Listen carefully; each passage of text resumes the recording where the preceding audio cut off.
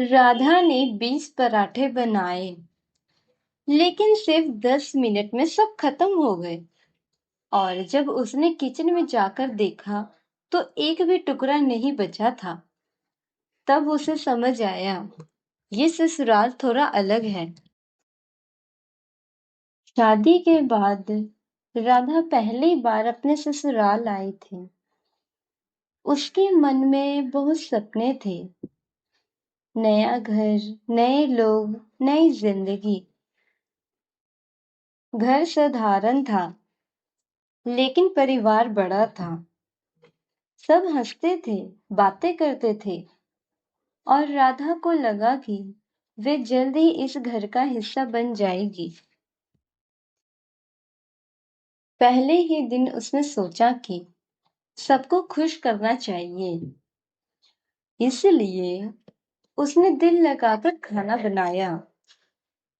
लेकिन जब खाना परोसा गया, तो कुछ अजीब हुआ। प्लेट से जल्दी जल्दी होने लगी खाली, और कुछ ही मिनटों में सारा खाना खत्म हो गया। राधा ने सोचा, ये एक दिन की बात है। लेकिन अगले दिन भी वही हुआ, और फिर हर दिन। अब उसकी सुबह किचन में शुरू होती, और रात भी वही खत्म होती।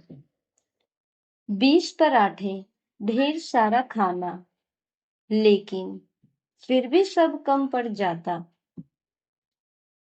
धीरे धीरे उसकी थकान बढ़ने लगी। उसके हाथ दुखने लगे, और चेहरे की मुस्कान गायब होने लगी। राधा समझ नहीं पा रही थी कि वे क्या करे। क्या वह चुप रहे या अपनी बात कहे। वे किसी को दुखी भी नहीं करना चाहती थी, लेकिन खुद भी टूटती जा रही थी। एक दिन उसने आईने में खुद को देखा, और उसे लगा कि वह वही राधा नहीं रही। अगले दिन उसने एक फैसला लिया। इस बार उसने जानबूझकर कम खाना बनाया। जब सब खाने बैठे, तो कुछ ही मिनटों में खाना खत्म हो गया। घर में हल्की सी खामोशी छा गई। इस बार राधा चुप नहीं रही। उसने शांत तरीके से अपनी बातें रखी।